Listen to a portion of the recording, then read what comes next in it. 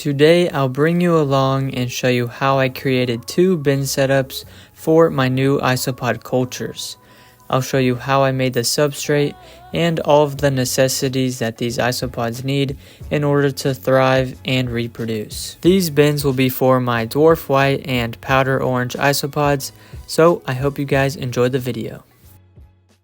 Okay, let's get started. I have 2 plastic bins here, one for the dwarf white and powder orange isopods. These bins are a good option because they have secure lids and a gasket to keep the environmental conditions favorable for the isopods. In addition, it is important that these setups have a good depth to them, and in my case, I'm using 20-quart bins. Before I start, I do want to mention that I took inspiration from Serpa Design, and I am following his video on how to set up isopod cultures, so go check his channel out. Okay, the first thing we need to do is add ventilation holes to the top and the sides of the bins. To do this, I have a battery-powered drill as well as some hole saws. So I have a 1.5-inch hole saw as well as a 2-inch hole saw. We only need to add ventilation to one side, and this will be the dry side, and the other side will be the wet side. For the top of the bin, I am using the 2-inch hole saw for the ventilation hole. I am making sure to go nice and slow so I can get a clean, nice circle. This was a little tricky, but there we go. Next up, I am using a sharp blade to smooth out the inside of the circle. Now we have to put ventilation holes on both sides of the bin, and for this I'm using the 1.5-inch hole saw. This is the same process as before, and after I drill the hole, I just smooth out the circle with the blade. So there will be a large ventilation hole on the top of the bin, and 2 smaller ventilation holes on both sides of the bin.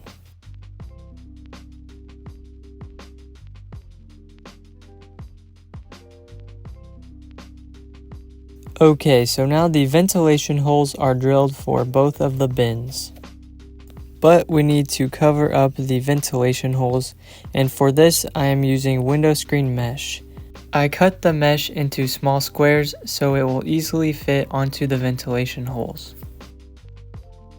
Next, I used a hot glue gun to secure the mesh to the ventilation holes. So to do this, I just applied a small layer of glue to the outside of the circle, and then I grabbed the square of mesh and just gently pressed it down into the hot glue. Then I pushed down the mesh even more just to make sure it was secure. Next, I added more hot glue to the top of the mesh just to make sure it's extra secure, and right here I'm just using a thin layer around the circle. Once the hot glue is dry, we can clean this up a little bit and cut off the excess of the mesh. There we go, now we have a nice ventilation hole. Next, we will do the same process of adding hot glue and mesh to the rest of the ventilation holes of the other bins. And if you don't like touching hot glue, then you can push it down with a popsicle stick as I am doing here.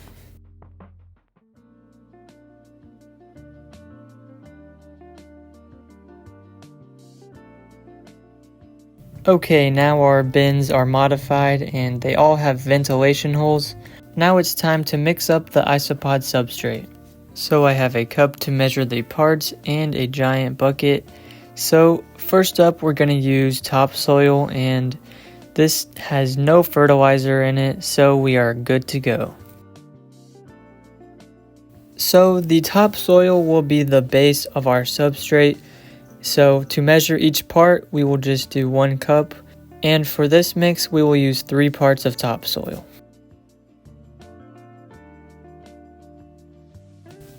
Next up, we have activated carbon, or in other words, charcoal. Charcoal will help keep the setups clean, and for this mix, we're using half a part. Next up, we have orchid bark. Orchid bark will help keep the substrate aerated which is essential for a healthy setup. This mix requires 1 part. Next up, I have cocoa fiber. I had some extra cocoa fiber laying around, and we will add this to the mix as well. And for this mix, we are just using half a part. Next up, we have sand, and just like the orchid bark, sand will help with aeration, and for this mix, we will use half a part. Finally, we have sphagnum moss. Sphagnum moss will help keep the setup nice and humid, which is good for the isopods. And we are going to do 1 part. After we put all of the parts into the bucket, it's time to mix it up a little bit. However, this is not enough substrate for 2 bins, let alone 1 bin. So I had to repeat this process and mix up a bunch more substrate because the isopods need a deep layer. Alright, I got a good amount of substrate here, and I just gotta mix it up a little bit. There we go, we got a nice substrate for the isopods. Next up, we can open our bins that we modified earlier and fill them up with substrate. We want a deep layer just up to the ventilation holes. So I'm just filling up the bins as much as I can with substrate.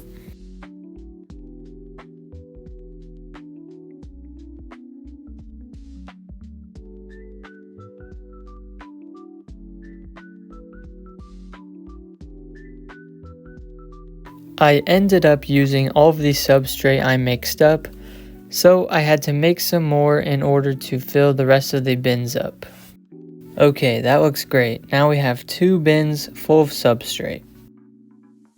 So, as I mentioned earlier, there will be a dry side and a wet side, so let's get started. For the wet side, I am using sphagnum moss, and here I am just rehydrating it with some water. Once the moss was nice and hydrated, I squeezed out the excess water so the setup wouldn't be too wet.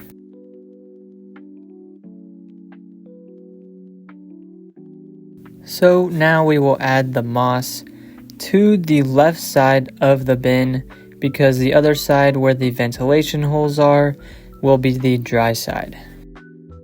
I dug a little trench and here I am filling it up with moss just to make sure there's a decent layer for the wet side.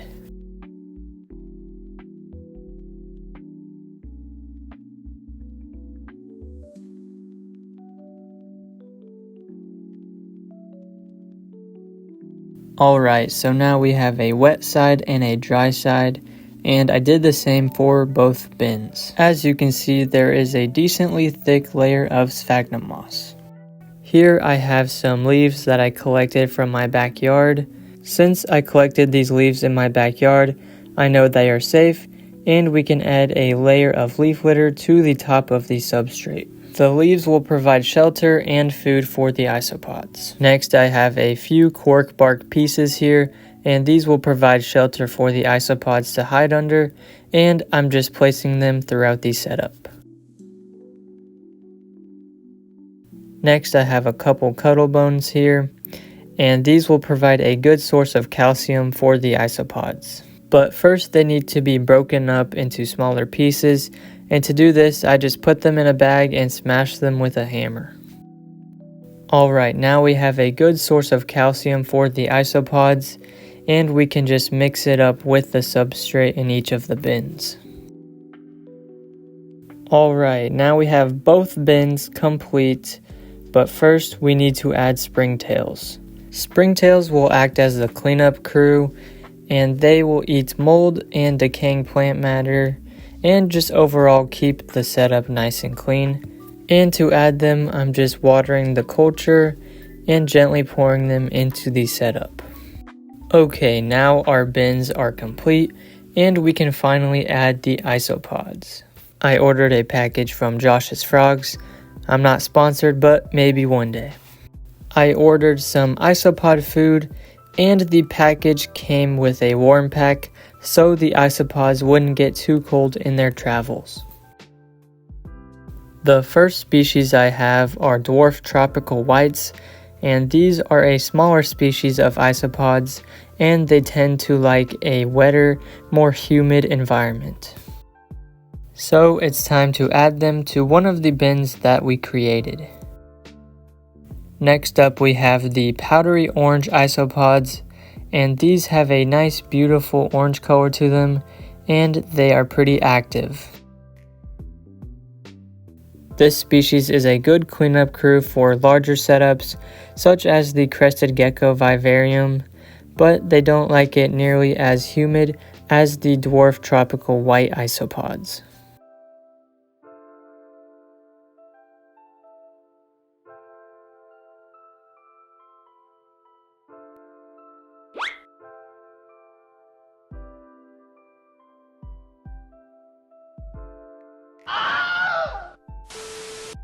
So we will do the same thing and gently toss these guys into their new setup.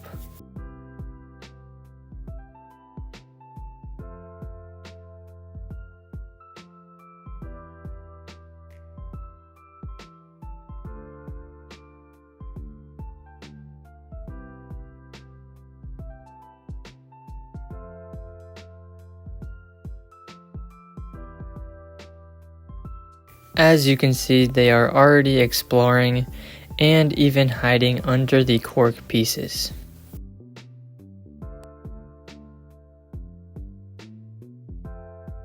Alright, the isopod cultures are complete. Next, it is time to feed the isopods, and here I'm using Repashy Bug Burger, but they can also eat other things such as carrots and squash, but they only need to be fed once a week, so it's pretty simple. Next up, I will make some finishing touches by using a label maker to create labels for each of the isopod bins. Here we have a label for the dwarf whites and a label for the powder oranges. We can stick the labels onto the lids, and there we go, we have both of the isopod cultures complete. Again guys, go check out Serpa Design. I followed his video, and I hope you guys enjoyed my video of creating these two isopod cultures. But anyways, I'll see you next time.